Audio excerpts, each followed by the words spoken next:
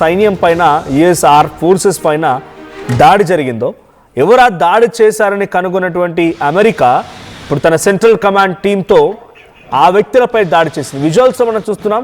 చాలా భయంకరమైన దాడులతో అమెరికా రెచ్చిపోయింది. ఐసిస్ ఉగ్రవాద స్థావరాలే టార్గెట్గా బాంబుల వర్షం కురిపించింది. ఇనిషియల్గా డిసెంబర్ 13th రోజున యుఎస్ ఫోర్సెస్, ఆర్మీ ఫోర్సెస్ పైన సిరియాలో ఉన్నటువంటి ఒక వర్గం దాడి చేసింది. సిరియాలో ఉన్నటువంటి వర్గం ఏది కాదు, అది ఉగ్రవాద వర్గం. ఎవరైతే తమ వంశం నుంచి, అంటే అమెరికా పెత్తనం ఏంటి, ఇక్కడ అమెరికా ఏం చేస్తుంది, అమెరికాకు వ్యతిరేకంగా ఉన్నటువంటి వారందరూ కూడా ఇప్పుడు అమెరికా దృష్టిలో ఉగ్రవాదులు.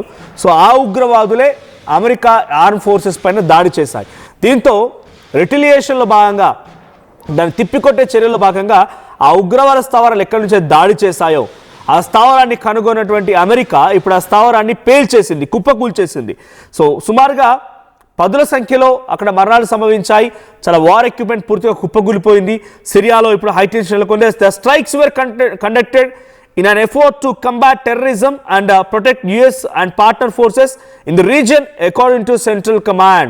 So US Central Command ప్రకారంగా వాళ్ళు ఏం చెప్తున్నారంటే, ఈ దాడిని మేము చేయడానికి గల ప్రధాన కారణం అక్కడ ఉగ్రవాదాన్ని అంతమొందించడంతో పాటుగా US and its partner forces, US మరియు దానికి సంబంధించినటువంటి ఇతర పార్ట్నర్ ఫోర్సెస్ని సంరక్షించడం, ఈ ప్రాంతాన్ని సుభిక్షంగా చూడడం అని చెప్పి సెంట్రల్ కమాండ్ అంటోంది. దీని ప్రకారంగా వాళ్ళు ఏం చెప్తున్నారంటే, our message remains strong.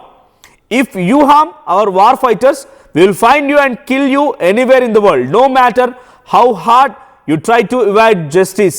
So మీరు మా ఫైర్ ఫైటర్స్ పైన, లేకపోతే మా ఆర్మీ సైన్యం పైన, వార్ ఫైటర్స్ పైన కనుక దాడి చేస్తే ప్రపంచంలో ఎక్కడున్నా సరే వెతికి మరీ హతమారుస్తామనేటువంటి ఒక స్ట్రాంగ్ మెసేజ్ని మేము పంపించగలిగామని సెంట్రల్ కమాండ్ టీమ్స్ చెప్తూ ఉన్నాయి.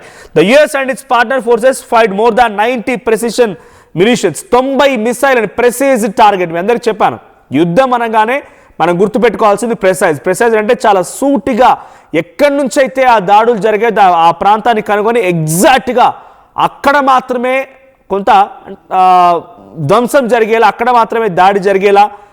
ఇతర ప్రాంతాలు అంటే బేసిక్గా ఒక బాంబు పేలిందని అంటే దాని ప్రభావం ఇంత దూరం వరకు ఉంటుందని చెప్తారు చూసారా, అలా ఉండకుండా ప్రెసైజ్ టార్గెట్ ఎక్కడైతే దాడి జరిగిందో అక్కడ వరకే వెళ్ళి కేవలం అంతవరకు మాత్రమే పరిమితం అయ్యేలా దాడి ఉండే విధంగా చేయడమే ప్రెసైజ్ టార్గెట్. సో 90 ప్రిసైజ్డ్ మిసైల్స్ని ప్రయోగించిందంటే సుమారుగా 35 టార్గెట్స్ని ఆపరేషన్ హైకీ ద్వారా చేపట్టగలిగింది. 20 ఎయిర్ క్రాఫ్ట్లను ఉపయోగించింది ఆపరేషన్ కోసం యుఎస్. ఇక అఫీషియల్ చెప్తున్న ప్రకారంగా దీనికోసం F-15లని, A-10స్ని, AC-130 JSని, MQ-9స్ని, F-16స్ని కూడా ఈ స్ట్రైక్స్లో ఉపయోగించింది. సో లొకేషన్స్ని చాలా పక్కాగా క్లియర్గా టార్గెట్ చేయగలిగామని చెప్తోంది Central command.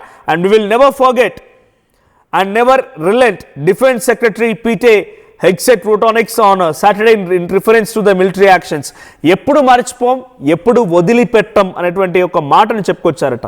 The Trump administration first announced the operation Hawkey strike in December after an IS gunman killed 2 US soldiers and US civilian interpreter in an ambush in Palmyra located in the center of Syria.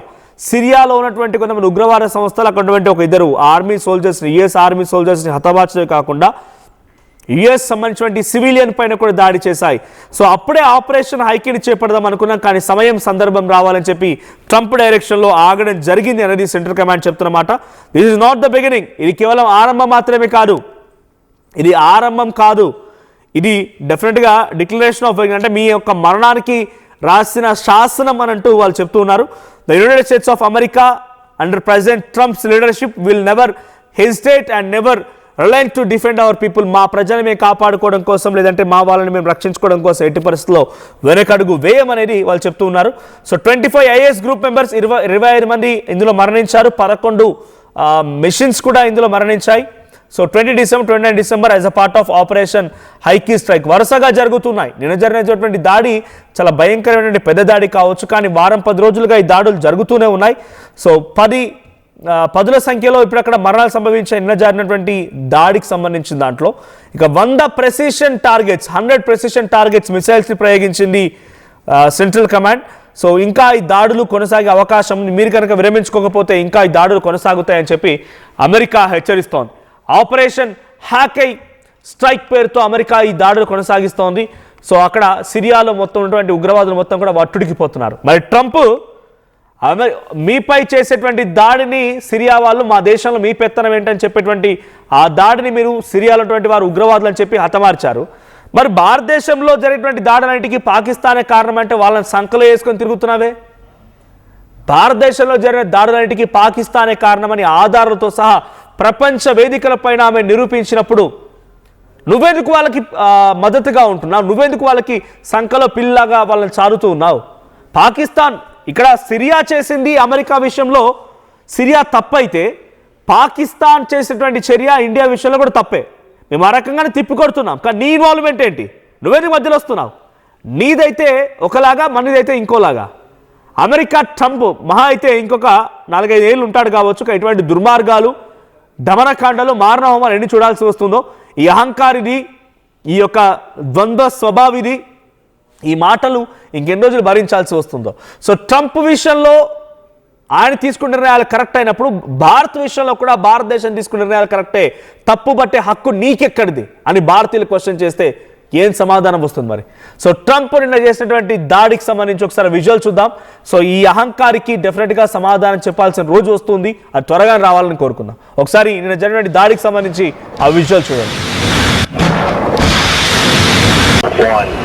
Launch.